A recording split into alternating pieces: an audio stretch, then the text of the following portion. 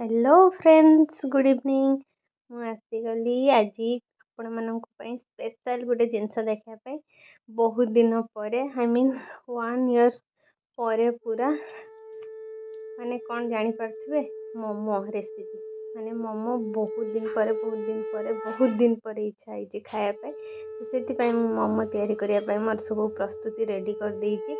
ଚାଲନ୍ତୁ ଦେଖିବା କ'ଣ ସବୁ ନେଇଛି କି ମଇଦା ଗାଜର ବନ୍ଧାକୋବି ଧନିଆ ପତ୍ର କଞ୍ଚା ଲଙ୍କା ସବୁ ମୋର ଯେତିକି ସାମଗ୍ରୀ ଦରକାର ମୁଁ ନେଇ ଆସିଛି। ଆଉ ଏଇଟାରେ ହିଁ ମୁଁ ତାକୁ ପୁରା ଗ୍ରେଟ୍ କରିଦେମି। ତ ଫାଇନାଲି ମୁଁ ଏଇଟାର ଗ୍ରେଟ୍ କରିଦେଲି। ମଇଦା ବି ଗୋଳେଇ ସାରିଛି। ଏଗୁଡ଼ା ସବୁ ରେଡ଼ି କରିକି ମୁଁ ବନେଇବି ମୋମୋ। କାହାକୁ ଖାଇବାର ଅଛି ମୋମୋ। ତ ଏଠି ଦେଖନ୍ତୁ ଯେହେତୁ ମୁଁ ଜାଣିଛନ୍ତି ମୁଁ ପ୍ରେଗନେଣ୍ଟ ଅଛି ତ ସେଥିପାଇଁ ପିଠା ହଉ ଯେକୌଣସି ଜିନିଷ ମୁଡ଼ିବା କଥା ନୁହେଁ। ସେଥିପାଇଁ ଶାଶୁମା ମୋର ଏମିତି ଡିଜାଇନର ମୁଡ଼ିଛନ୍ତି। ଭେଜ୍ ମୋମୋ ଆଉ ନନଭେଜ୍ ଅଛି କାହିଁକିନା ମାଆ ଖାଇବେ ଭେଜ୍ ଆଉ ଆମେ ଖାଇବା ଚିକେନ୍। ମାଆଙ୍କର ଆହୁରି ସାଇଜ ଏଇଟା ହେଲା ପିଠା ଡିଜାଇନ ହେଇଛି ଆମର ଯୋଉ ସାତପୁରୀ କରାହୁଏ। ଏଟା ଗୋଟେ ନୂଆ ଡିଜାଇନ ଯୋଉମାନଙ୍କୁ ଶିଖିବାର ଅଛି ଜଲ୍ଦି ଜଲ୍ଦି ପଳେଇ ଆସନ୍ତୁ ଶିଖିବେ। ନା ଏଟାରେ ଶିଖେଇ ହବନି। ଏଟାରେ ମୁଁ ନିଜେ ଟିକେ କମ ଜାଣିଛି। ଦ୍ୟାଟ୍ସ ହ୍ୱାଇ ମୋ ସେପ୍ ଟା ଟିକେ 19-20 ହଉଛି। 19-20 ମାନେ 18-20 ହେଇଯାଉଛି। ଏଇଟା ହେଲା ଚିକେନ ମୋମୋ, ଏଇଟା ହେଲା ଭେଜ ମୋମୋ। ଧୀରେ ଧୀରେ ମାନେ ଫାଷ୍ଟ ହେଇଥିଲା ମୋଦକ ସାଇଜ ହେଇଥିଲା। ତାପରେ ହେଲା ତାପରେ ଧୀରେ ଧୀରେ ହେଇତେ ଏଇଟା ଟିକେ ବାଗକୁ ଆସିଛି।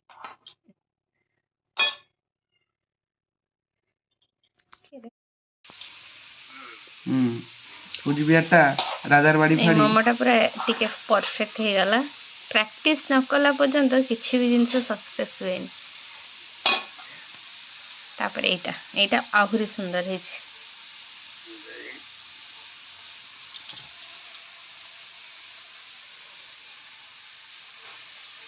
ରୁହ ଦେଇକି ଏଠି ରୁହ ମୁଡୁଛି ଟିକେ ରୁହ। ତୁମେ ମଥା ଖରାପ କରାଉନି ମୋର ବୁଝୁଛ ନା।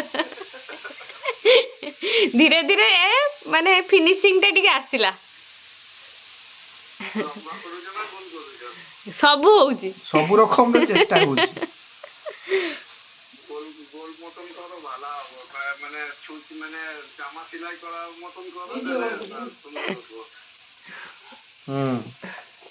ଦେଇଛି ଆଉ ଦିଟା ଜମା ଦେଖିଲେ ଆମ ସାର୍ କେମିତି ମୋମୋ ଡିଜାଇନ ସେପ୍ ଦେଲେ। ତ ଚାଲନ୍ତୁ ଏବେ ଦେଖିବେ ମୁଁ ସୁପ୍ ବନେଇଛି। ଚିକେନ୍ ସୁପ୍ ଭେଜିଟେବୁଲ ମିକ୍ସ କରିକି ଗୋଟେ ସୁପ୍ ବନେଇଛି।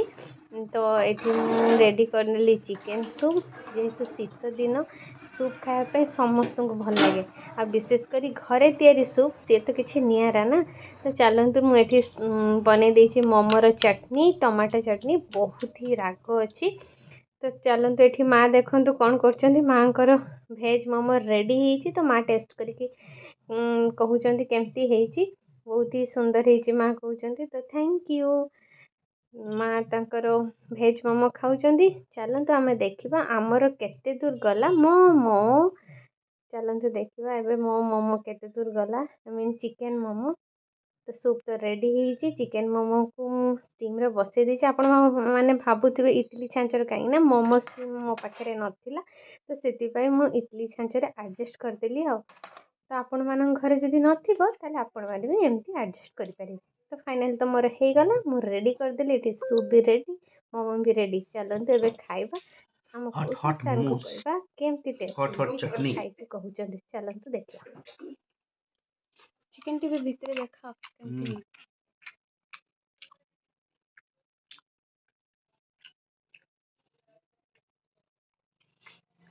ମୋମୋ ଝୋଲ ମୋମୋ।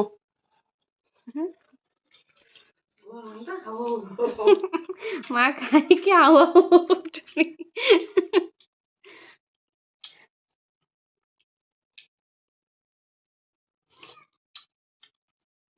ଭଲ ହେଇଛି ତ ଟେଷ୍ଟି। ମୋ ମୋମୋ ତିଆରି କେମିତି ଲାଗିଲା ଆପଣମାନେ ନିହାତି କମେଣ୍ଟରେ ଦେବେ। ତ ଜଲ୍ଦି ଆପଣମାନେ ଯାଇକି ଶୀତ ଦିନର ମଜା ନିଅନ୍ତୁ ମୋମୋ ଖାଇକି। ଚାଲନ୍ତୁ ମୁଁ ଏବେ ଖାଇ ନେବି।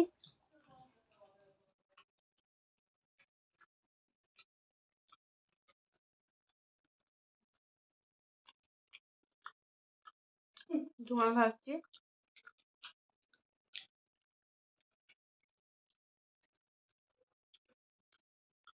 ଫାର୍ଷ୍ଟ ଟାଇମ୍ ଘରେ ଚିକେନ୍ ମୋମୋ ହେଲା। ମୁଁ ସବୁବେଳେ ଭେଜ୍ ମୋମୋ ହୁଏ। ଆଉ ସକ୍ସେସ୍ ବି ହେଇଗଲା, ଟେଷ୍ଟ ବି ଭଲ ହେଇଛି। ଖାଇନେବା ଆଉ ସୁପ୍ଟା ଟିକେ ଟେଷ୍ଟ କରିକି କହିଦେଉଛି, ତାପରେ ଆମେ ଖାଇବା। କାହିଁକିନା ଭିଡ଼ିଓ କଲେ ଗରମ ଗରମ ଖାଇବାର ମଜା ଆସିବନି। ସୁପ୍ଟା ସେତେ ବି ଭଲ ହେଇପାରିଲାନି ମୋତେ ନା।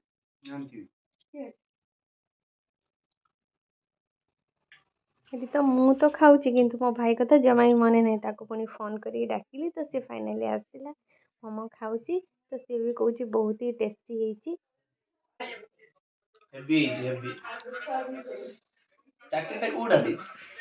ଟମାଟୋ ଟମାଟୋ ଲଙ୍କା ପଡ଼ିନି, ରାଗଟା ଲାଗୁନି ବୋଧେ ତତେ। ଧୀରେ ଧୀରେ ରାଗ ବାହାରିବ।